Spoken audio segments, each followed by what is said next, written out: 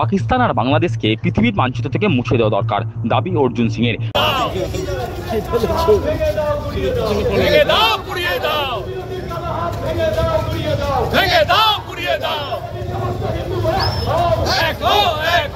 পাকিস্তান আর বাংলাদেশকে পৃথিবীর মানচিত্র থেকে মুছে দেওয়া দরকার। কাশ্মীরে হিন্দু পর্যটকদের হত্যার প্রতিবাদে রবিবার সন্ধ্যায় বীজপুর বিধানসভা কেন্দ্রের কাছাপাড়ায় শ্রদ্ধার্ঘ্য মিছিলে যোগ দিয়ে এমনটাই দাবি করলেন ব্যারাকপুরের প্রাক্তন সাংসদ অর্জুন সিং।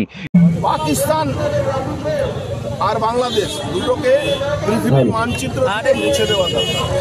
এদিন শহীদ পর্যটকদের শ্রদ্ধার্ঘ্য নিবেদনের পাশাপাশি পাকিস্তানের পতাকাও পোড়ানো হয়। প্রাক্তন সাংসদ অর্জুন সিং আরও বলেন, হিন্দুদের বেছে বেছে কাশ্মীরে হত্যা করা হয়েছে, জঙ্গিদের ছাড়লে চলবে না। দেশের মানুষ ক্ষোভে ফুঁসছেন, তবে মোদিজির ওপর দেশের মানুষের ভরসা আছে। দেশের সনাতনীদের বাঁচাতে মোদিজি নিশ্চয়ই পদক্ষেপ নেবেন। হচ্ছে এরা সনাতন দেখে দেখে খুন করেছে, হিন্দু দেখে দেখে খুন করেছে, তাদেরকে কোনোভাবে ছেড়ে দিলে কোনোভাবে এক্সকিউজ চলবে না কি তার বাড়ি ভেঙে দিলাম তাতে ভারতবর্ষের মানুষ খুশি হবে। পশ্চিমবঙ্গ সরকার চুপচাপ, তারা কোনো প্রতিবাদে নেই। দেখুন, পশ্চিমবঙ্গ সরকার আর সেকুলার যারা আছে তারা সবসময় ও সস্তা রাস্তা, ছোট রাস্তা, ওর উপরে ওরা ডিপেন্ড করে। কেন? দেখুন, একজন মুসলমান কিছু লোক ভালো হয়, কিছু লোক খারাপ হয়। তো সবাই কোরআন পড়ে, এরা যারা কোরআন পড়ে কিছু লোক, তার মধ্যে অর্ধেক লোক আতঙ্কবাদী হয়ে যাচ্ছে আর কিছু লোক আতঙ্কবাদী সমর্থক হয়ে যাচ্ছে। তাহলে মুসলমান যারা থাকবে তারা কোনোদিন ভদ্র ভালো হতে পারবে না। এটা ভারতবর্ষে না, পৃথিবীর মানুষ জেনে গেছে। মোদিজির উপরে ভারতবর্ষের মানুষ শুধু নয়, পৃথিবীর মানুষ বিশ্বাস করেন।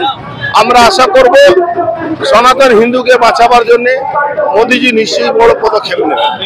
প্রাক্তন সাংসদ আক্ষেপের সুরে বলেন, নদিয়ার তেহট্টের পাথরঘাটার বাসিন্দা সৈনিক ঝন্টু আলী শেখের মৃত্যুতে তার পরিবারকে মুখ্যমন্ত্রী 10 লক্ষ টাকা দিয়েছেন। ঝন্টুর স্ত্রীকে চাকরি দেওয়ার প্রতিশ্রুতি দিয়েছেন মুখ্যমন্ত্রী। অথচ গত 1 বছরে ওই নদিয়া জেলায় 3 জন সৈনিক শহীদ হয়েছেন। নিহতদের পরিবারকে মুখ্যমন্ত্রী আর্থিক সহযোগিতা করেননি, পরিবারের কাউকে উনি চাকরিও দেননি। তার কথায় মমতা ব্যানার্জির কথা এখন কেউ শোনে না, ওনার কথা কেউ বিশ্বাসও করে না। ব্যানার্জি যে কাজটা করছেন, নদিয়া শেখ বান্টু একজন সৈনিক মারা গেছে। চলুন শেখ বান্টু বলে একজন আমাদের সেনাবাহিনী মারা গেছে, তাকে 10 লাখ টাকা দিয়েছেন। আর ওই নদিয়াতে 3 জন কিছুদিন আগে, প্রায় 1 বছরের মধ্যে 3 জন আমাদের যারা সেনাবাহিনী ছিল তারা মারা গেছিল। আজ পর্যন্ত তাদেরকে একটা টাকা দেননি, চাকরিও দেননি। উনার কথা ছেড়ে দিন, মমতা ব্যানার্জির কথা এখন কেউ শুনেও না, কেউ বিশ্বাসও করে না। পাকিস্তানের দেশের সেনাকে আটকে রাখা নিয়ে তার বক্তব্য, অভিনন্দনকে দেশে ফেরত আনা হয়েছিল, আটক সৈনিককেও দেশে ফেরত আসবে। সেকুলার যারা আছে এই মুসলমানদেরকে নিয়ে তারা রাজনীতি করে, এই লোকগুলোকে আমাদেরকে চিহ্নিত করতে হবে। যারা সেকুলারিজমের নাম করে আমরা টিপ লাগালে তারা আমরা কমিউনাল হয়ে যাই, আর মুসলমান টুপি লাগালে তারা হয়ে যায়, সেকুলার হয়ে যায়। এদিনের শ্রদ্ধার্ঘ্য মিছিলে হাজির ছিলেন দলের ব্যারাকপুর জেলা সভাপতি মনোজ ব্যানার্জি, জেলা সহসভাপতি রবিশঙ্কর সিং, বীজপুর মণ্ডল 4 সভাপতি অমিত চৌবে, হালিশহরের প্রাক্তন উপপুরপ্রধান রাজা দত্ত, বিজেপি নেতা প্রিয়াঙ্গু পাণ্ডে, সন্তোষ রায়, ধীরাজ কুমার ঝা, রাজু দাস, সোমা দাস প্রমুখ।